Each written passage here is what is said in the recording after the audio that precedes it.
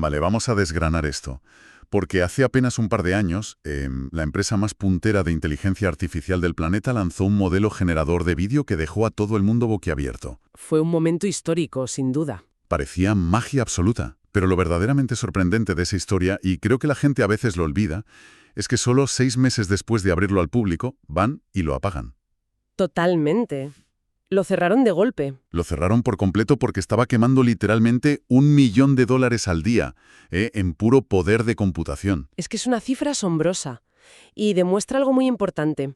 Demuestra que crear vídeos que sean visualmente impactantes es solo una pequeñísima parte de la ecuación. Claro, la punta del iceberg. Exacto. La verdadera revolución, lo que lo cambia todo, es hacer que esa tecnología sea sostenible y sobre todo controlable. Y precisamente de eso va nuestra inmersión analítica de hoy, con fecha de jueves 2 de abril de 2026. Porque tenemos sobre la mesa una pila brutal de informes filtrados de la industria, manuales técnicos de World Labs y análisis de mercado. Documentación sobre herramientas súper recientes como Clink AI en su versión 2, Runway Gen 4 y el famosísimo modelo Marvel. Eso es.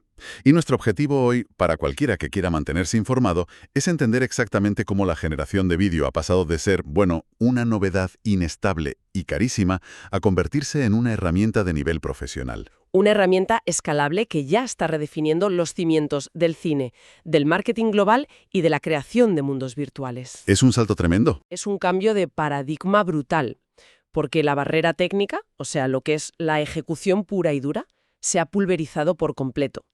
Quien esté intentando crear contenido visual ahora mismo, ya sea un cortometraje o una campaña de publicidad, tiene que entender que esto ya no va de pedirle a la IA un clip aleatorio de 5 segundos. Ya, de cruzar los dedos a ver qué sale. Exacto, eso se acabó.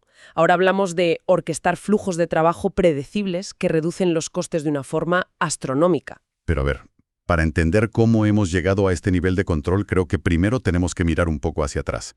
Tenemos que hablar de cómo solucionamos el mayor problema que frenaba esta tecnología. El infame efecto gelatina. Madre mía, el efecto gelatina. Hace nada le pedías a una IA que generara a un hombre caminando por la calle, y en cuanto el tipo giraba la cabeza, su nariz se derretía y de repente era otra persona distinta. No había ninguna consistencia.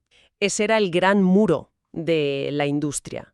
Porque los modelos de vídeo anteriores eran esencialmente máquinas de adivinar píxeles. Máquinas de adivinar, me gusta eso. Es que trataban cada fotograma casi como si fuera un lienzo totalmente independiente. Sabían que, bueno, estadísticamente, después de un píxel de color piel, debía ir otro píxel de color piel, pero no tenían la más mínima noción de la geometría real del mundo. O sea, no sabían lo que era una cara. No, en absoluto. El salto monumental para eliminar esa deriva de identidad ha sido integrar la geometría tridimensional real en el procesamiento de la IA. Y esto se ha hecho usando tecnologías como los campos radiantes neuronales, o NERVs, y algo que se llama Gaussian splatting. Vale, espera. Vamos a desgranar ese concepto porque suena a ciencia ficción densa. Tiene tela, sí. Si intento visualizar cómo funciona el Gaussian splatting, así de forma sencilla, en lugar de pintar una pared plana de píxeles, es como si la IA estuviera construyendo una escultura invisible, llenando el espacio con millones de diminutas burbujas de jabón matemáticas. Fíjate que es una analogía excelente. Piensa en cada una de esas burbujas matemáticas como un punto en el espacio.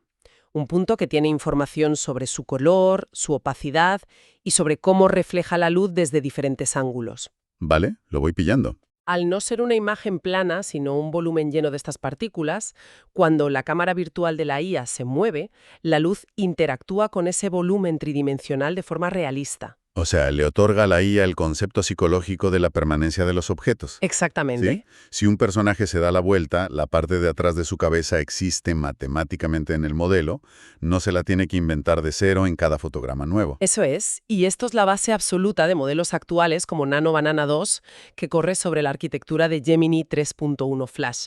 Lo que consiguen estos sistemas es codificar un esqueleto digital latente a partir de, fíjate bien, una única fotografía de referencia. Una locura. Solo una foto. Solo una. Y la IA mapea la estructura ósea exacta, las proporciones faciales, si tiene una cicatriz, si hay pecas específicas. Ese andamiaje invisible se mantiene inalterable sin importar cómo gires la cámara o cómo cambies la luz.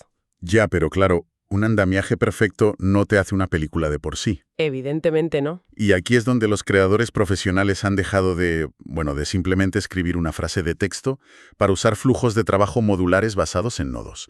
Herramientas como Webby o el IP Adaptar dentro de Confi-UI Están dividiendo literalmente la creación de los personajes. los trocean por completo. Generan la textura de la piel por un lado, la ropa por otro, las piernas, los accesorios. Es literalmente como armar un señor potato digital, pieza por pieza. Y si el sombrero no encaja con la época victoriana que buscas, pues no borras todo el vídeo. Solo regeneras el nodo del sombrero y listo. Y la complejidad técnica de hacer eso es enorme, ¿eh? Totalmente. Porque, a ver, si yo cojo unas tijeras, recorto diferentes revistas y las pego en una cartulina, me queda un collage horrible. Las luces vienen de sitios diferentes, las sombras no coinciden. Entonces, si estamos montando el vídeo con cientos de piezas separadas, ¿cómo demonios se logra ese fotorrealismo sin que parezca un corte-pega digital cutre en Photoshop? Pues mira, la clave reside en la conciencia de contexto global que tienen ahora estos modelos masivos. O sea, el nodo final de la canalización no es simplemente un programa de montaje tradicional. Vale, entonces, ¿qué es? Es un motor de re-renderizado inteligente. Una vez que has conectado todas tus piezas, la cara escaneada, la chaqueta generada, ese sombrero victoriano, la IA evalúa la composición entera. Entiende la física de la luz. ¡Wow! Si tú has decidido que el sol entra por una ventana a la izquierda, la IA calcula geométricamente cómo la sombra de ese sombrero debe proyectarse de forma asimétrica sobre el hombro de la chaqueta y altera hasta el contraste de los hilos de esa tela específica. Armoniza la iluminación global para que todas las piezas parezcan existir en el mismo universo físico. Brutal. Vale, entonces ya tenemos a nuestro personaje fotorrealista y matemáticamente coherente. Ahora hay que sentarse en la silla del director y ponerlo en movimiento dentro de un escenario. Aquí empieza la verdadera magia del cine. Y en este momento, en 2026, los creadores profesionales están eligiendo principalmente entre dos grandes titanes tecnológicos para hacer esto. Los tratan casi como si estuvieran contratando a diferentes jefes de equipo para un rodaje tradicional. Hablo de Kling AI versión 2 y Runway Gen 4. Son dos enfoques radicalmente distintos para resolver el tema del movimiento. Kling AI 2.0 se ha posicionado claramente como el líder absoluto en simulaciones físicas complejas. Sí, he visto cosas suyas. Han enfocado todo su entrenamiento en que el modelo comprenda las fuerzas del mundo real. Hablamos de la gravedad, la resistencia del aire, la dinámica de fluidos. He estado revisando los ejemplos de uso que le dan las productoras en la India y son para no creerlos, de verdad. Están recreando esa estética clásica y súper exagerada del cine de Bollywood. Ah, sí, esos ejemplos son buenísimos. Hablamos de escenas donde tienes dinámicas de telas mojadas, vestidos de seda ondeando en cámara lenta y miles de gotas de lluvia cayendo en medio de una tormenta en Bombay, rebotando físicamente en la piel de los actores. Y lo increíble no es que se vea bien en una foto fija, es que Kling maneja la oclusión de forma perfecta, claro. Y hay que aclarar que ese es un concepto técnico súper importante. La oclusión ocurre cuando un objeto bloquea la vista de otro objeto. Exacto. Si en estas escenas un brazo pasa por delante de una tela con un patrón de bordado súper complejo, la IA de Kling no entra en pánico y se olvida de cómo era el patrón cuando el brazo se aparta. Lo recuerda. Lo mantiene fijo en el espacio. Eso es. Es como tener un supervisor de efectos especiales que está completamente obsesionado con las leyes de la termodinámica. Total. Y por otro lado tienes a Runway Gen 4, que ha optado por un camino distinto. Ellos priorizan lo que llaman la intención cinematográfica. ¡Qué buen término! Runway no está tan enfocado en calcular la trayectoria exacta de una gota de agua, sino en ofrecer controles de cámara que cualquier director de Hollywood reconocería al instante. Te permite orquestar movimientos mecánicos súper precisos en el espacio 3D.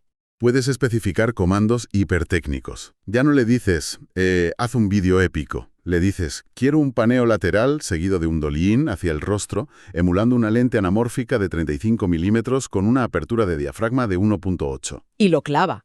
El sistema clava la profundidad de campo, clava el famoso efecto bokeh del fondo.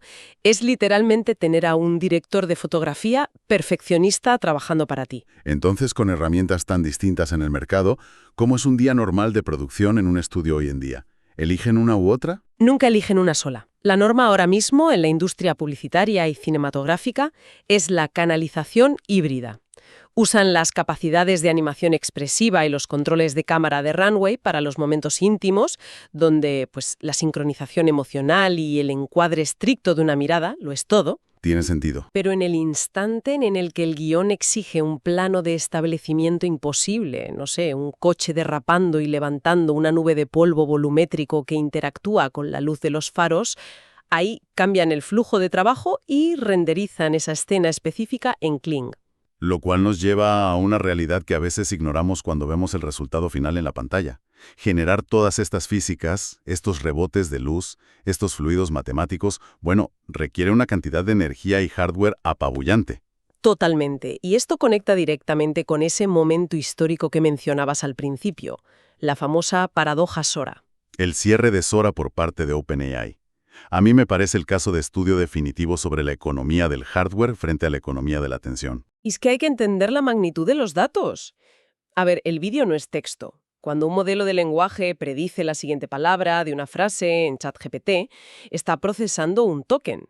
Pero cuando un generador de vídeo crea una escena, está prediciendo el comportamiento de millones de píxeles individuales, 24 veces por segundo. Y calculando luz, sombras, la oclusión. Todo, en un espacio tridimensional. Es un monstruo devorador de datos absoluto. Las matemáticas no engañaban. Los informes filtrados indicaban un gasto operativo de cerca de $1 millón diarios solo en alquiler de servidores con tarjetas gráficas súper especializadas. ¿Y frente a cuánto en ingresos totales? Pues $2,1 millones en toda su vida útil por suscripciones de creadores. Fue una sangría financiera brutal. Pero claro, aquí la pregunta lógica para nuestra audiencia es, si la tecnología era tan espectacular, y si a un gran estudio de cine le ahorra cientos de miles de dólares en billetes de avión y permisos de rodaje, ¿por qué demonios no fue rentable para OpenAI? Porque el recurso limitante en la inteligencia artificial de alto nivel hoy no es el software, son los ciclos de procesamiento, son las tarjetas gráficas. Cada ciclo de GPU que la empresa gastaba en procesar a un usuario haciendo un vídeo hiperrealista de, no sé, un gato paseando por Tokio, era un ciclo que no podían usar para procesar a clientes corporativos dispuestos a pagar millones. Millones por sistemas de razonamiento automático o agentes de código, claro. Exacto. El coste de oportunidad era insostenible. Quedó clarísimo que vender software generador de vídeo directamente al consumidor final con barra libre era un suicidio financiero, comparado con el modelo de empresa a empresa, el B2B, para procesamiento de datos puros. Pero claro, la demanda de vídeo sigue ahí, no ha desaparecido. Así que la industria tuvo que volverse ingeniosa para no quebrar. Y he visto que los creadores han adoptado masivamente la canalización de borrador a detalle, o el SIB, por sus siglas en inglés, que significa vídeo a partir de imágenes estáticas. Una solución brillante, fíjate. En lugar de pedirle al servidor de la IA que te genere un vídeo final directamente en resolución 4K y cruzar los dedos esperando que la cámara se mueva como quieres, pues generas la escena en calidad de borrador, a 480p, casi pixelada. Porque a esa resolución tan baja, el coste computacional es minúsculo en comparación. Claro, lo revisas, verificas que la acción funciona y solo cuando estás completamente seguro de que esa es la toma que va al montaje final, pasas ese archivo de baja calidad por un modelo secundario de escalado. Y ese modelo añade todos los detalles. Inventa los poros de la piel, la textura de la lana del jersey, el reflejo en el cristal de unas gafas. Y los manuales que tenemos hoy apuntan a que este flujo de trabajo ahorra hasta un 70% en costes de servidores. Es una locura. Y ojo, porque esta optimización ha hecho nacer un perfil profesional completamente nuevo en Hollywood y en las agencias de publicidad, el prompter de vídeo con IA. Me encanta el nombre. Ya no son simples frikis de la informática experimentando en su casa, son directores técnicos altamente cotizados que dominan estos flujos de trabajo modulares para ahorrar miles de dólares por proyecto. Solucionan problemas de parpadeo y unen múltiples pases de renderizado. Y el resultado directo de democratizar todo este conocimiento técnico lo acabamos de ver en el Festival Sundance de este mismo año. Se han estrenado cortometrajes de 20 minutos creados, dirigidos y producidos por cineastas solitarios. Eso fue un bombazo. Una sola persona desde un ordenador de sobremesa en su salón, sin equipo técnico, sin haber pisado jamás un set de rodaje tradicional en su vida, creando mundos visuales que compiten cara a cara con superproducciones de estudios gigantes. Es que piénsalo, cuando quitas el dinero y la logística física como gran barrera de entrada, el único diferenciador real que te queda es el gusto estético, la narrativa, la visión y la disciplina creativa del director. Hasta ahora hemos hablado mucho del arte puro, ¿no? Del cine. Pero hay otra vertiente gigantesca en todo esto, y es el volumen, el contenido corporativo masivo, las campañas globales en YouTube, la formación de empleados. Uf, la pesadilla de la localización. Totalmente. Si tienes un canal o una empresa que llega a millones de personas en diferentes países, el doblaje siempre ha sido un cuello de botella logístico espantoso. Lo era, desde luego. Contratar actores de doblaje, alquilar estudios de sonido, ajustar el montaje de vídeo en postproducción para intentar que los labios encajaran mínimamente con el nuevo idioma. Era un proceso súper lento y carísimo. Y los resultados a veces eran un poco de aquella manera. Sí, bastante cutres. Pero herramientas recientes como Botso AI o LTX Studio, que integran modelos masivos como Veo3, han resuelto el problema de la escalabilidad extrema, cambiando la forma en que entienden el habla humana. Ya no hacen simple sincronización labial moviendo una mandíbula de arriba abajo. Claro. Ahora usan el mapeo de audio a bisema. Vale.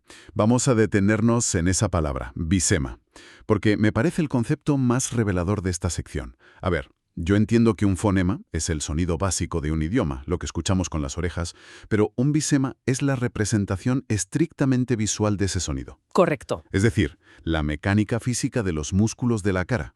Si yo voy a decir la letra M o la letra P, mis labios tienen que cerrarse y juntarse por completo físicamente, antes de que salga el aire. Es una barrera mecánica insalvable. Así es la anatomía. Y el problema clásico con la animación 3D antigua era la coarticulación. Los humanos somos muy vagos al hablar. La forma que adopta nuestra boca para pronunciar una vocal ya está siendo alterada de antemano por la consonante que vamos a decir justo después. Exacto. Si digo la palabra botón frente a la palabra petún, mis labios ya empiezan a redondearse de forma distinta antes siquiera de empezar a emitir sonido. Y los modelos de IA actuales capturan esa coarticulación con precisión de subfotograma. Es increíble. Analizan la onda de audio del nuevo idioma, por ejemplo japonés, y no solo ajustan la boca cuando suena la palabra. ¿Qué más hacen? Generan microexpresiones preparatorias en las mejillas, el ceño y los labios milisegundos antes del sonido. Redibujan la parte inferior del rostro del actor para que coincida a la perfección con la fonética física del nuevo idioma, manteniendo la textura de la piel y la iluminación intactas. Madre mía. El impacto económico que esto tiene en los balances de las empresas es brutal. Los informes que tenemos hablan de reducciones de hasta el 97% en los costes de localización. Es que es un cambio de juego total. O sea, un vídeo de formación interna para una multinacional o un documental de YouTube se sube al sistema y se exporta doblado a más de 175 idiomas en cuestión de horas. Las esperas de 3 semanas de las agencias de postproducción tradicionales simplemente han desaparecido del mapa. Y ojo, no solo estamos automatizando la traducción, sino la propia edición del vídeo a través del texto. La famosa edición basada en transcripciones. Esto a mí me vuela la cabeza. Literalmente cargas el archivo de vídeo bruto en el software y te devuelve un documento de texto con todo el diálogo escrito. Si te das cuenta de que el presentador dijo un dato estadístico equivocado o simplemente titubeó, vas al texto, seleccionas esa palabra concreta y pulsas la tecla borrar. Como si estuvieras editando un simple documento de Word. Tal cual. E inmediatamente la IA recorta esa sección del vídeo original, empalma los fotogramas anteriores y posteriores y reconstruye artificialmente el movimiento de la cabeza y los labios durante esa transición. ¿Para que no se note nada? Exacto. Para que el salto, lo que en la tele llamamos un corte de salto o jump cut, sea visualmente inexistente. Para mí esto es magia negra editorial. Es una automatización radical, desde luego, pero aquí surge un debate muy interesante sobre la artesanía de la edición. A ver. La tecnología elimina el trabajo puramente mecánico de sincronizar pistas de audio y vídeo fotograma a fotograma. Sin embargo, no toma decisiones emocionales. El editor humano no desaparece con esto. Se convierte en un arquitecto de la emoción pura. Qué bonita forma de verlo. Es que la IA no sabe de manera inherente porque un silencio de 3 segundos en medio de una entrevista dramática hace que el espectador contenga la respiración. Esa cadencia narrativa, el decidir exactamente dónde duele o dónde hace reír un corte, sigue requiriendo de una profunda empatía humana. Qué gran apunte. Bueno, hasta aquí hemos desgranado cómo la tecnología ha dominado la generación de secuencias de píxeles y el control del sonido. Hablamos de planos bidimensionales en una pantalla que nos engañan para que veamos profundidad. Pero la verdadera y definitiva frontera que está explotando este año, en 2026, es saltar de ese engaño visual a la inteligencia espacial. Palabras mayores. Y esto nos introduce de lleno en los modelos de mundo. Cuéntanos un poco de esto. Esto es, sin lugar a dudas, el avance conceptual más profundo de toda esta ola tecnológica. Fei-Fei Li, que es una pionera absoluta en visión artificial, fundó World Labs y su modelo fundacional se llama Marvel. La premisa de Marvel rompe completamente con todo lo que hemos hablado hoy sobre vídeos. Ah, sí. Sí, porque Marvel no genera vídeos. Marvel genera entornos geométricos completos a partir de un simple estímulo visual. Vale, para visualizar esta. Si yo le subo a Marvel la fotografía normal de una habitación de hotel con una cama y una ventana, la IA no solo anima las cortinas de esa foto, ¿verdad? Para nada. A partir de esa información tan escasa, analiza la perspectiva y matemáticamente deduce e inventa cómo debería ser la pared que estaba detrás del fotógrafo, cómo es el pasillo exterior y qué hay debajo de la cama. Transforma una foto plana en un entorno tridimensional sólido por el que puedes caminar con un mando de consola. Exactamente. Y la diferencia clave es que ese entorno es extraíble. Marvel exporta esos mundos generados usando formatos industriales tradicionales como mallas de polígonos o meshes y esos millones de Gaussian splats de los que hablábamos al principio del programa. O sea, creas el entorno con inteligencia artificial, lo descargas como un archivo físico o digital y lo importas directamente dentro de motores gráficos como Unreal Engine, ya sea para rodar una película interactiva o lo usas para programar un videojuego. Así de directo. Y han lanzado herramientas experimentales dentro de esto que son una absoluta locura. Por ejemplo, una que se llama Chisel. Que literalmente significa cincel en inglés. Exacto. Es una herramienta que te permite separar la estructura física del estilo visual. Imagina que abres el programa y empiezas a colocar bloques grises tridimensionales súper básicos, como si estuvieras jugando al Minecraft. Ajá. Pones un bloque rectangular enorme aquí para hacer de mesa y 3 cilindros gruesos allá para hacer de columnas. Esa es tu geometría, tus reglas físicas intocables. Luego, escribes en el sistema, transforma estos polígonos en el interior de una nave espacial abandonada con luces de neón parpadeantes. Y la IA respeta escrupulosamente tus bloques grises, pero los recubre, los texturiza y los ilumina con un fotorrealismo apabullante. Es flipante. Ahora bien, quiero plantear una duda que seguro que a mucha gente de la audiencia le está surgiendo ahora mismo. Motores de videojuegos como Unreal Engine llevan años permitiendo construir niveles y aplicarles texturas fotorrealistas. Cierto. Y por otro lado, el año pasado DeepMind nos voló la cabeza a todos con Genie 3, que a partir de una imagen también creaba un mundo interactivo por el que podías moverte en tiempo real. Entonces, ¿cuál es el salto cualitativo real de Marvel frente a estas dos tecnologías ya existentes? La diferencia radica en la estabilidad matemática y la persistencia del activo. Fíjate, Genie 3 será brillante, sí, pero funcionaba en gran medida como un motor de alucinación probabilística. Alucinación probabilística. Me lo anoto. Es que a medida que te movías por su mundo, la IA iba adivinando y pintando fotograma a fotograma lo que deberías ver. Era una ilusión interactiva. Si en Genie 3 entrabas por una puerta de madera, te dabas la vuelta, caminabas un poco y volvías a mirar, igual esa puerta se había transformado sutilmente en una ventana. Porque el sistema no había guardado físicamente el objeto, solo lo había soñado temporalmente. Eso es. O sea, Genie 3 era como un sueño vívido donde las cosas cambian sin que te des cuenta, mientras que Marvel genera los planos arquitectónicos inmutables. Claro, Marvel crea activos tridimensionales precalculados y bloqueados. Si generas una silla y te vas a la otra punta del mapa virtual, la silla sigue ahí con su número exacto de polígonos y texturas. Exacto. Es una escultura digital sólida. Y eso tiene aplicaciones bestiales. Puedes usarla para entrenar a robots autónomos del mundo real en simulaciones de gravedad fiables, sabiendo que el entorno no va a cambiar sus propiedades físicas de forma aleatoria por un error de cálculo de la IA. ¡Qué barbaridad! Bueno, resumiendo toda esta brutal evolución que hemos diseccionado hoy para quien nos escucha, en cuestión de meses hemos saltado de tolerar vídeos mareantes donde las caras se derretían sin remedio a manejar herramientas que nos permiten esculpir personajes digitalmente consistentes mediante nodos. Controlar la iluminación global. Dictar leyes físicas al milímetro con herramientas como Kling. Encuadrar planos imposibles con Runway. Doblar actores a 175 idiomas sin pisar un estudio de grabación y ahora generar réplicas espaciales tridimensionales enteras que podemos exportar y habitar. Y yo creo que la conclusión inevitable de todo este torrente de innovación es que la ejecución puramente técnica ha dejado de ser un foso defensivo. Totalmente. Saber cómo colocar físicamente un foco de luz o cómo renderizar una escena hoy ya no te garantiza el éxito.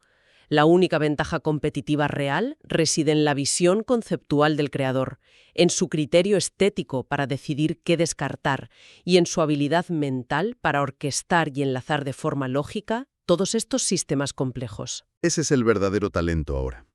Y antes de despedirnos, quiero plantear un último pensamiento, una pequeña chispa provocadora para reflexionar sobre hacia dónde se dirige todo esto, porque tiene tela. A ver, sorpréndeme. Hemos hablado mucho de eficiencia y de arte, pero si hoy somos capaces de generar entornos espaciales en 3D persistentes a partir de simples fotografías y de animar actores digitales fotorrealistas con sus propias microexpresiones faciales en cualquier idioma, ¿cómo demonios van a tener que mutar las leyes de propiedad intelectual en el corto plazo? Ese es el gran tema. Pensemos en esto. Si un estudio independiente usa estas herramientas para generar una réplica tridimensional escrupulosamente idéntica y calculada de una calle real de París, y luego rueda dentro de ese archivo digital una escena de persecución usando el doble digital de un actor escaneado, ¿a quién pertenece físicamente esa calle digital? Ya. ¿Y quién cobra los derechos de explotación de una actuación emocional perfecta, donde jamás hubo cámaras físicas ni actores presentes en la ciudad?